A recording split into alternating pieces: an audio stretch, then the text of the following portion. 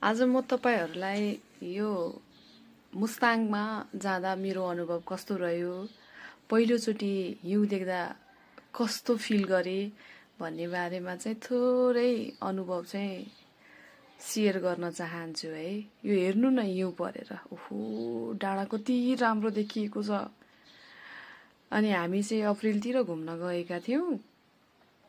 त्यो बेलामा चाहिँ 2-3 दिन अगाडिदेखि मस्त पानी परेको रहेछ।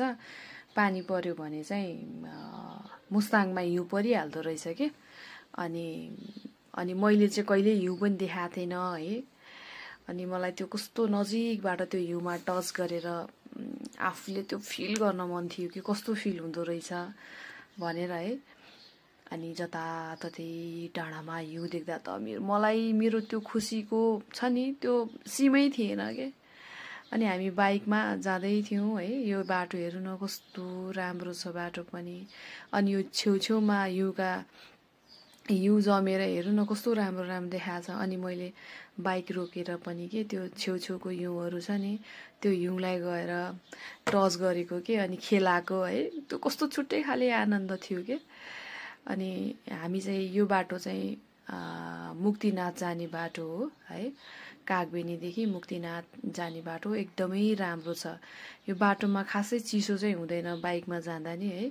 तर त्यहाँ मुक्तिनाथ पुग्यो भने चाहिँ एकदमै धेरै चिसो के फेरि। अनि कति धेरै पर्यटकहरू बाहिर इन्डियादेखि है बाहिरदेखि पर्यटकहरू घुम्न आउने। अनि त्यहाँ फेरि मलाई एउटा ठाउँमा चाहिँ कागबेनीको एउटा पसलमा म होटेलमा भनौँ न गएको थिएँ। अनि दिदी तपाईँ पहिलोचोटि आउनु भएको हो, आयो भने त त्यहाँ लेक लाग्छ भनेर चाहिँ त्यहाँको होटेलवाला भाइले चाहिँ मलाई टिमुर र अनि अदुवा चाहिँ दिएको थियो क्या सफा गरेर है।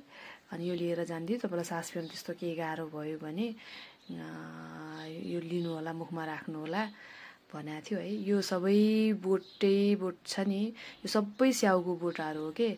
यो बेलामा चाहिँ सबै पातहरू झर्दो रहेछ।